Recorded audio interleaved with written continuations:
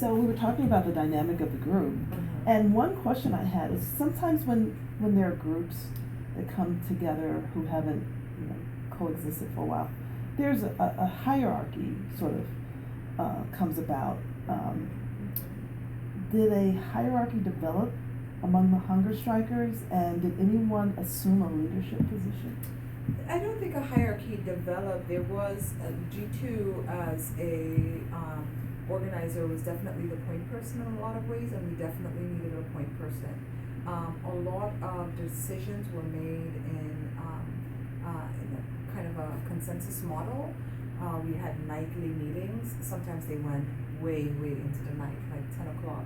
Okay. So they went really long. But we had a morning meeting and an evening meeting every day. So in that way, all voices could be heard. Okay, sounds fair. What was the most difficult part of this process for you?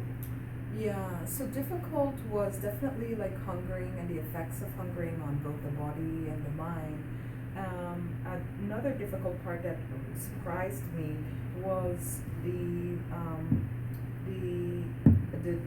space, the divorce,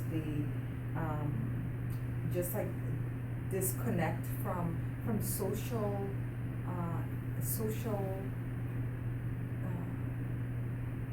like the social cultural aspects of food and eating, right? Sharing meals with families, feeding each other, cooking for people, eating people's cooking, sharing those kinds of times. I didn't realize how important it is for the human, both body, feeding your body, but also feeding your soul and Did you your feel emotions. isolated? Yeah, it felt It hugely sounds like you isolated felt because isolated. yeah, You were and I in a know group. some of my friends said they felt guilty for eating while I was on a hunger strike, and so we couldn't. It was isolating. Were there times when you wanted to drop out? There weren't times when I wanted to drop out. There were hard decisions about when to call the strike. And that was my next question. How long did the strike last, and when did the group decide to end the strike? The strike lasted 34 days, and I think around day 27, 28, we started to have serious and hard and difficult conversations about ending the strike. Excuse me. Was the Diet School hunger strike success? Was it a success in keeping the school? Was it successful in keeping the school open? The school was going to be open before the hunger strike because when we gave CPS a proposal, they said, okay, we'll keep the school open, or we'll reopen the school. We'll take proposals. So we won the reopening of the school before the hunger strike. The hunger strike was for them to stop jerking us around, accept our proposal, and make a decision on it. Right? I see. Mm-hmm. Right. Right. And so, in light of that, do you think the hunger strike as a whole was successful? It's a really, it's a good question. It's a great question. It's not an easy question to answer. It's too early to tell. And I think that is the case with a lot of organizing, right? Sometimes wins are very clear, right? I demand this thing from you, and you give it to me. I won. My win is very clear. But what we do know is happening in Chicago is the Chicago Teachers Union fought back the mayor in their strike. They're on the heels of another strike right now. The diet hunger strike was tremendously visible. The mayor was embarrassed. And then we also see other things happening in our culture right now. The mayor, the state's attorney is getting a lot of flack. So sometimes these things help to create ripples, but it's too early to tell what the victory of diet is. And that's hard for us because when we got off of it, I think a number of us felt it was hard. It was depressing. It was anger making because after 34 days of hungering, and we could not say we won the school. But I do think it's too early to tell. I think things will continue to happen with diet, and we will see the ripple effect of the hunger strike.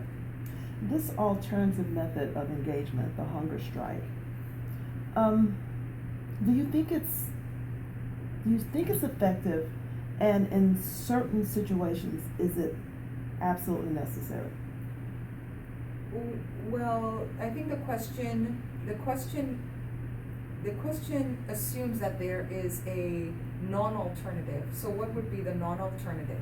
If this is the alternative method of engagement, what would be the first standard method of engagement? There's some organizations who feel that you should engage in dialogue and We deliberation. did that. And so and some people think that that's the only way. They think that through constant dialogue and deliberation, you will eventually gain what you're wanting. Well, we definitely tried that. Well, if CPS would not come and dialogue with us, you can't not make somebody come to the table to negotiate with you. You cannot make them open their mouth to speak with you. You cannot make them want to have reason in their heart and speak to you as a civilized person and want to meet in the middle or meet or compromise or be reasonable, right? Yes. The process was elusive. And so if this is considered an alternative method of engagement, Well, that's then, a term that I apply yeah, to it because yeah.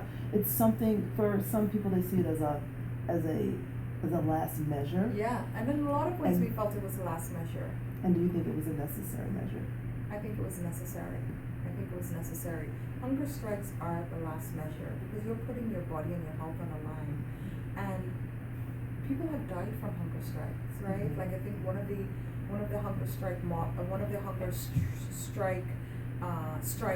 that we followed were prisoners who hunger strike, right? Who have no other recourse than to put their bodies in harm's way. And we've lost a number of people who've hunger struck.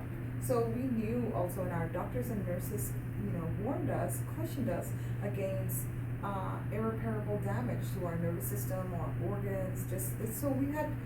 So it wasn't our first option. It wasn't our third option. It really was the last resort. What did you learn from this engagement? I think that's also too early to tell. I feel like I'm learning more and more about it every day. I'm still processing it. Feelings of anger, disappointment, sadness, loss. Why anger? Angry at the power holders who allowed 12 Black parents and community members to go on to hunger for 34 days. We live in the so-called richest country in the world. We live in so-called the most advanced country in the world. We live in the country so-called with the most democracy in the world. Why was it allowed to happen? And so when I think about that, that makes me angry. And not so much for myself, but for the grandparents and the parents who were on hunger strike. I don't have kids, but there were people who had grandchildren, multiple grandchildren.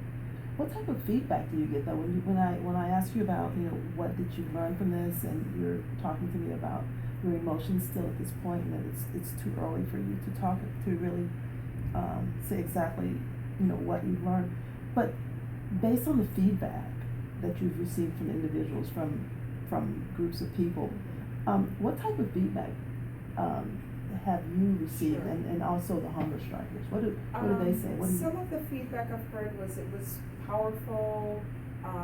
It was a very important moment in the fight against school closures, privatization. When you're looking at something from the outside, your perspective is one thing. When you're on the inside, your perspective is something else. So it's hard to understand all of what other people saw, right? I understand. The community. Yes. When you're in that community in which Diet School is located, Yeah. what is their response to the hunger strike? That's a really great question, Charlotte. And I'll tell you something. To be honest,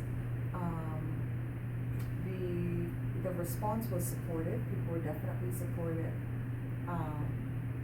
But as organizers, I think we didn't, we located ourselves in mostly 2 locations, and we didn't do a good enough job of getting around more to the community, right?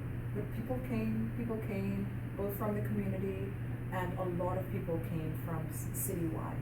But and this is partly, sometimes it's too early to tell both what are the wins, and then also we as organizers are still assessing what we could have done better.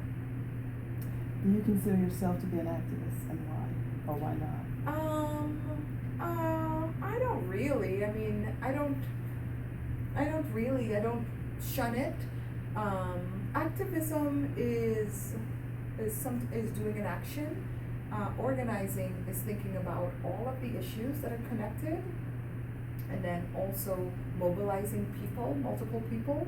So activist is mostly one person. An organizer organizes multiple people and also makes the connections. So yes, I've been an activist on certain projects. I don't shun it, but I think the model that I work towards is being having the mind of and working more as an organizer. Prudence, thank you for this incredible interview. You're welcome. I'm sorry And I'm sharing. not 100%. No, this yeah. is great. Yeah. Thank you so much. You're so fantastic, Charlotte, and I'm sure you'll have a great, you'll do a good final project. And it sounds like your class is tremendous. This It is a sounds like class. you're learning a You lot. could teach this course. You better turn Thank on you those again. I know. There's no such thing as editing. Yeah. Thank you, Prudence.